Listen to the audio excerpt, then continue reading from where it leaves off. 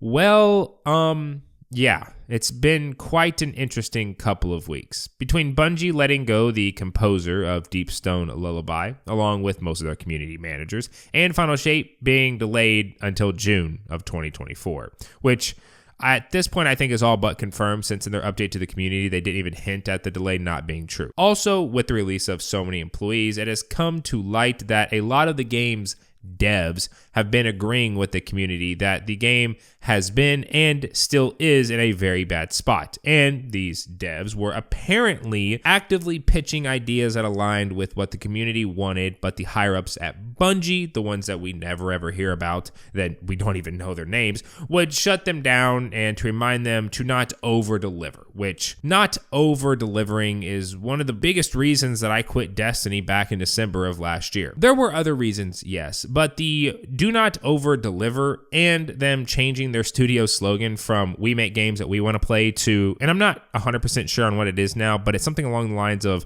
"we make games that bring people together." They're no longer looking to ship a good game. They'd rather ship it just to get it out and fix it later. I just kind of knew Destiny 2 was no longer a game I wanted to play, and Bungie was no longer a company I wanted to support. And well, it looks like I made the right choice considering how Lightfall was not it. It's still just a chore/checklist that is designed to cause people FOMO and increases the chance of them logging on each week so Bungie hits their player count quotas. Honestly, after 10 years of the same stuff, a lot of people aren't experiencing burnout. Why, when you come back, do you still feel burnt out? You're not burnt out. What you're experiencing is franchise fatigue. And to be honest, looking at it all from a business perspective, I don't see Bungie attempting to fix it. But yeah, I mean, I hope Final Shape ends up being as good as they are saying it's going to be, and all the money saved via layoffs goes towards getting a good final expansion out, because I don't see this game continuing past the Light and Dark saga. But before we get into it, I would like to thank HelloFresh for sponsoring this video. Now, if you're somehow unaware who HelloFresh is, well, they're America's #1 meal kit delivery service. I saw a box of HelloFresh get delivered to my 70-year-old neighbors last week. I'm not joking, but hey, at least I know they have good taste.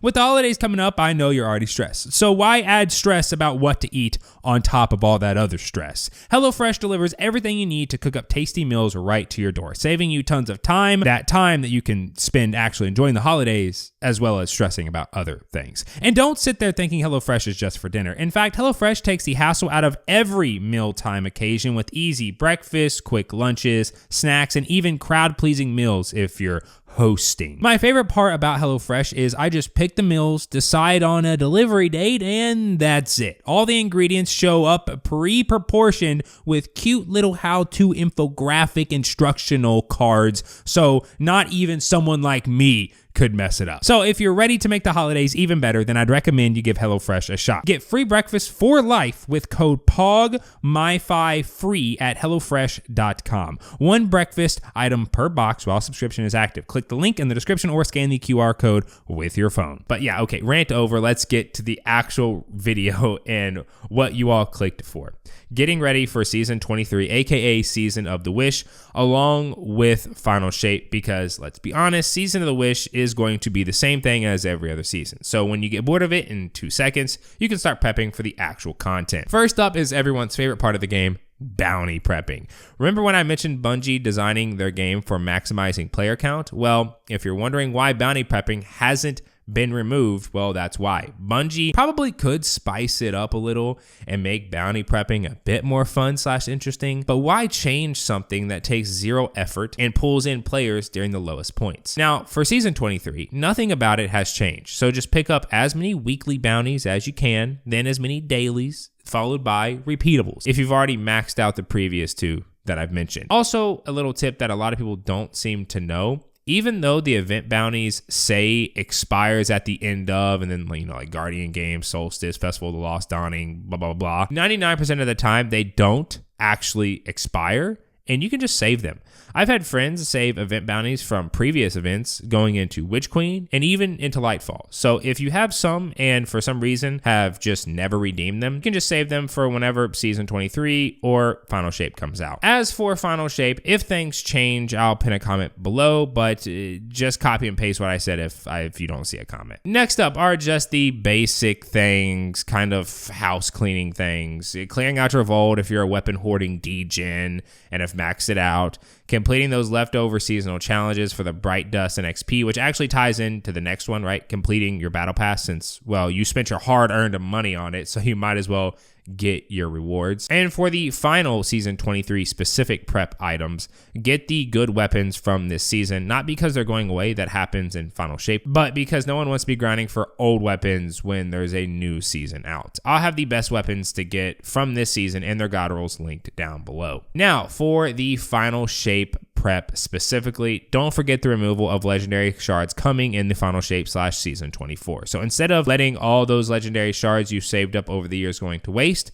you should turn them into something useful before then. You could stock up on raid banners, and while that isn't a bad idea, chances are that if you've been playing the game for a while, even if you maxed out your inventory with raid banners, you'd still have thousands of legendary shards left over. So another option is a resource that isn't leaving in the Final Shape, and you can hold an infinite amount of and will still be useful: phantasmal fragments. And for anyone that's curious on how they're still going to be useful, you can take 10 phantasmal fragments and turn them into Master Raoul for 10,000 glimmer. I don't know about you, but the last thing I want to be doing during the Final Shape is going and farming public events for glimmer. I'm not joking when I tell you that they said in a twab or a twit, I don't really keep up with what they call it nowadays, but that they are increasing glimmer gains from doing public events. I mean, like, yeah, sure, cool, but why, right? Like, I'm not farming public events for glimmer. Next up, another thing specific for Final Shape prep, it's more FOMO, right? Seasonal seals.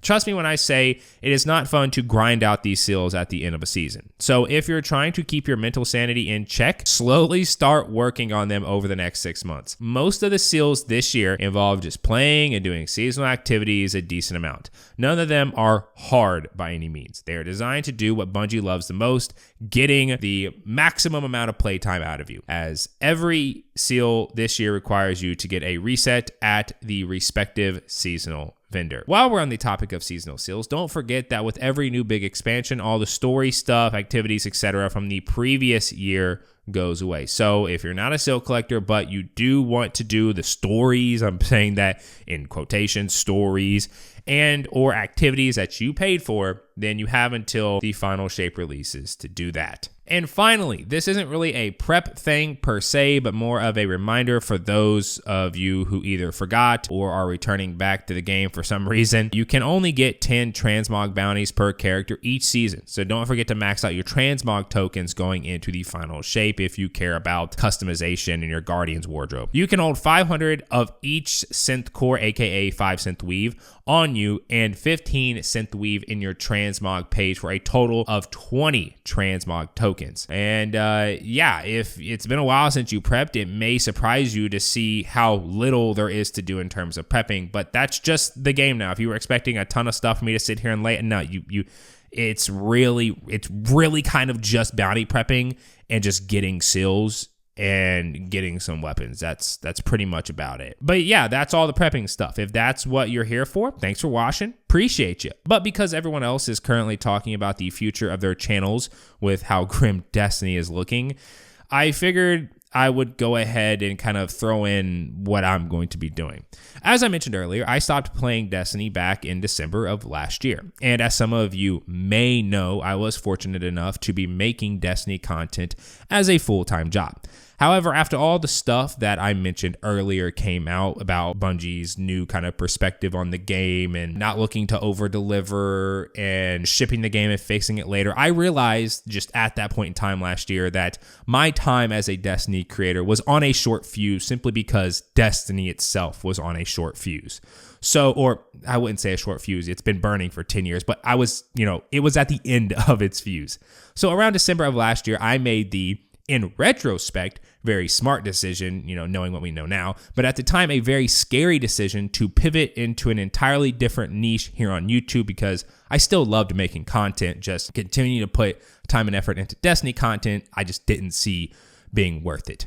I sunk a ton of money into it and it ended up paying off. And I'm very thankful for that. I'm not trying to promote what I'm doing now, more so what is the future of this channel, as I came to the conclusion that killing it a channel that I've been working on now or that I worked on from 2016 up until like 2022 just wasn't a smart idea. So as I have zero financial reliance on this channel, I can kind of do whatever I want, but I don't want to stray too far off topic that I might as well, start a new channel. I want to make stuff that I actually watch. And while I don't want to get too into the specifics just yet, it will be gaming related, as I still genuinely play video games on a daily, if not, at least a few times a week basis. No timeline on when all that will be happening or when it's going to happen, but it will happen. But yeah, that's all I really have to say. Thank you so much for watching. There may be a Destiny video here and there over the course of the next few months or whatever it might be. But if not, then I will catch you all in the next one. Peace.